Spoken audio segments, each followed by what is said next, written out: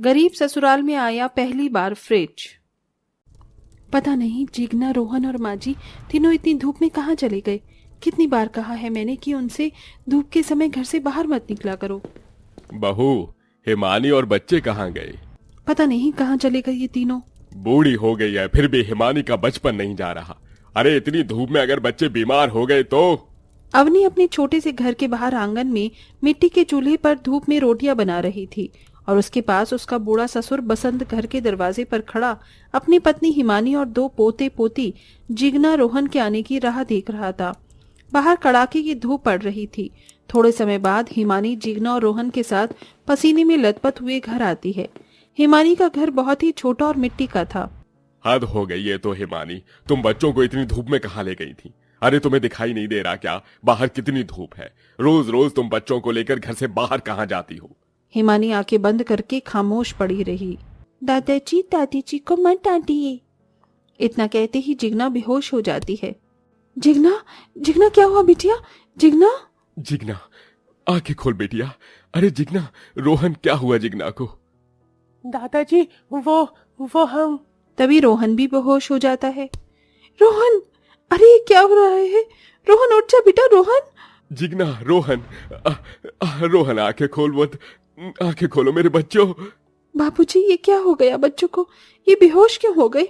रोहन, जिग्ना, मेरे बच्चों उठो ना। अरे हिमानी, उठो हिमानी।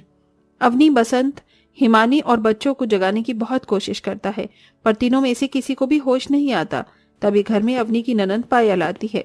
पायल बिटिया जा तुरंत रिक्शा लेकर आ, हमें इन तीनों को हॉस्पिटल लेकर जाना होगा। बहू तू धीरज को फोन लगाकर उसे हॉस्पिटल में ही बुला ले। थोड़े समय बाद सब हिमानी, जिग्ना और रोहन को लेकर हॉस्पिटल आते हैं जहां अवनी का पति धीरज भी आ जाता है। अवनी, माँ और बच्चे ठीक तो है ना? क्या हुआ उन्हें? जी वो तीनों बाहर से आए और अचानक बेहोश हो गए। तभी डॉक्टर बाहर आते हैं। डॉक्टर साहब क्या हुआ माँ और बच्चों को? डॉक्टर साहब, मेरे बच्चे और माँ जी बेहोश क्यों हो गए? देखिए, उन तीनों का बीपी काफी ज्यादा लो हो चुका है।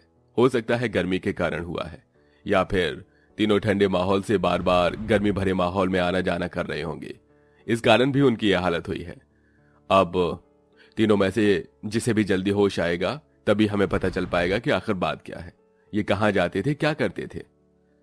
पर डॉक्टर साहब, हमारे घर में तो कूलर तक नहीं है, फिर ये ठंडे माहौल में कैसे रह सकते हैं? हो सकता है ये बाहर जाकर कहीं ठंडे माहौल में रहते होंगे, शायद एसी में। डॉक्टर केबिन में चला जाता है। हिमानी और बच्चे तो बाहर धूप में खेलने जाते हैं रोज, फिर डॉक्टर ऐसा क्यों कह रहे हैं? करीब 2 घंटे बाद जिग्ना रोहन को होश आ जाता है और हिमानी अब तक बेहोश थी। तभी डॉक्टर और सब जिग्ना रोहन के पास आते हैं। रोहन बेटा, तुम तीनों रोज घर से बाहर कहाँ जाते थे? पिताजी वो हम। रोहन बेटा, माँ जी और तुम दोनों अपने कानों को रुमाल से ढक लो वरना तुम्हें धूप लग जाएगी।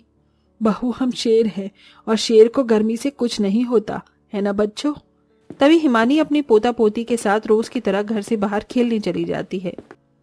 चलो मैं भी काम पर जा रहा हूँ। धीरज उसी उड़ानपुर गांव में एक अनाज के कारखाने में भारी अनाज की बोरियां उठाने की मजदूरी करता है, जिसकी रोज की आमदनी केवल 200 रुपए थी। धीरज अपने छोटे से मिट्टी के बने घर में अपनी पत्नी, बहन, माता पिता और 2 बच्चों के साथ रहकर बड़ी करीबी अवस्था में अपना जीवन बिता रहा था। इधर हिमानी गांव के एक पार्क में गर्मी में अपने पोता पोती के साथ खेल रही थी। हिमानी रोज अपने पोता पोती रोहन, जिग्ना के साथ इस पार्क में खेलने आती और शाम तक खेल कूद कर घर आती। थोड़े समय बाद तीनों थक हार के पार्क में कुर्सी पर आकर बैठ जाते हैं। बहुत थक गए, चलो बच्चों अब हम घर चलते हैं।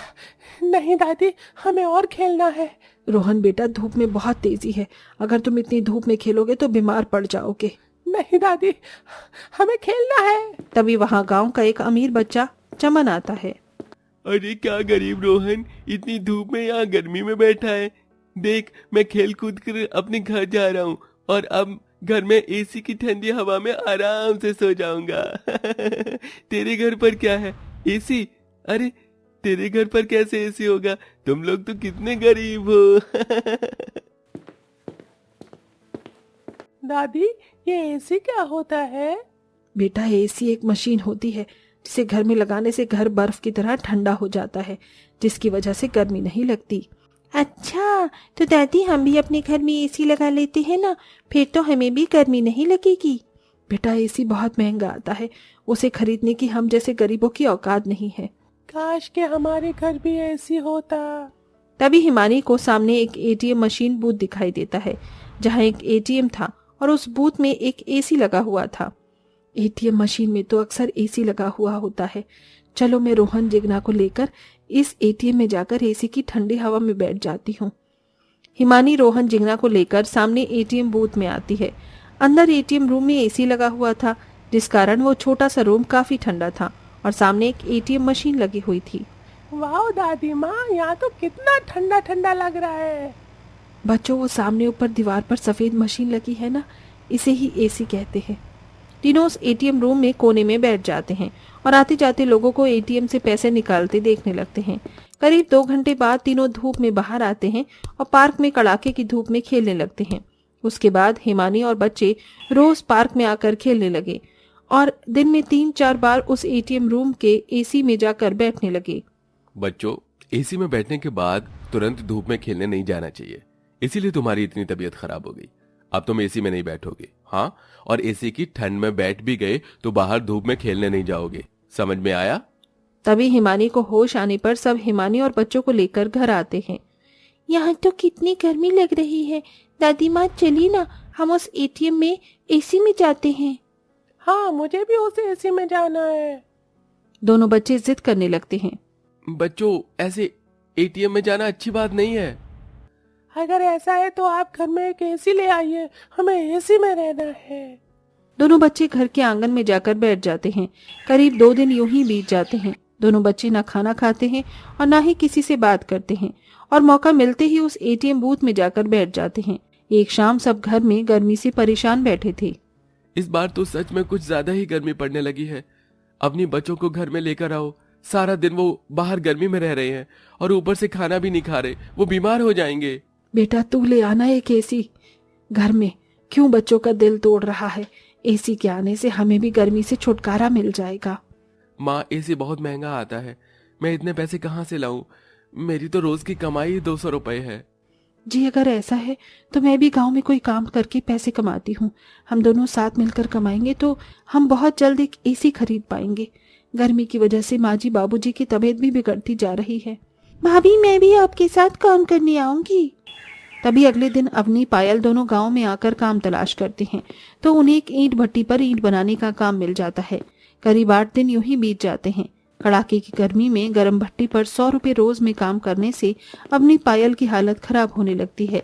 एक दिन दोपहर में इतनी मेहनत करने के बाद भी हम केवल 2000 रुपए ही जमा कर पाए। एसी तो 30,000 रुपए का आता है। इतने पैसे जमा करने में तो हमें सालों लग जाएंगे। अभी आप दुखी मत होइए, भाई भी दूसरी जगह काम करके अलग से पैसे जमा कर रहे हैं। देखना हम बहुत जल्दी एक एसी खरीद लेंगे। तभी दोनों फिर से ईंट बनाने लगते हैं। तभी धूप के कारण अवनी को चक्कर आ जाता है और वो बेहोश हो जाती है। तभी उसे सब हॉस्पिटल लेकर आते हैं। हॉस्पिटल में अवनी का गरीब पिता मनोहर भी आता है, जो उसी गांव में अपने छोटे से घर में रहता है। दामाद जी, क्या हुआ मेरी बच्ची को? अपनी भट्टी पर काम क्यों कर रही थी? आखिर ऐसी क्या मजबूरी आ गई कि अवनी को ईंट भट्टी पर इतनी कड़ी मजदूरी करनी पड़ रही है? तभी धीरज मनोहर को सारी बात विस्तार में बताता है। ओह, तो मेरी बच्ची अपने बच्चों के लिए इतना संघर्ष कर रही थी। दामाद जी, आपके घर कल ही एक नया एसी आएगा। मनोहर वहां से चला जाता है और अपना घर एक जमींदार के पास गिरवी रखकर एक नया एसी खरीद कर अवनी के घर लाता है और वहां लगा देता है। ये हमारे घर में भी एसी आ गया। ये कितना ठंडा लग रहा है हमारे घर में। ये अब जाकर हमें सुकून भरी नींद आएगी। आपका बहुत बहुत धन्यवाद पिताजी, पर आप इतने सारे पैसे कहाँ से लाए? मेरे पास जमा किए हुए थे पैसे बेटी। अच्छा, अब तो आराम से अपना जीवन बिता, और हाँ, अब बाहर जाकर काम मत करना। मनोहर वहां से चला जाता है। उसके बाद अवनी और उसके ससुराल वाले एसी की ठंडी हवा में रहकर मजे से अपना जीवन बिताने लगे। तो इसी तरह एक गरीब ससुराल में आया पहली बार नया एसी।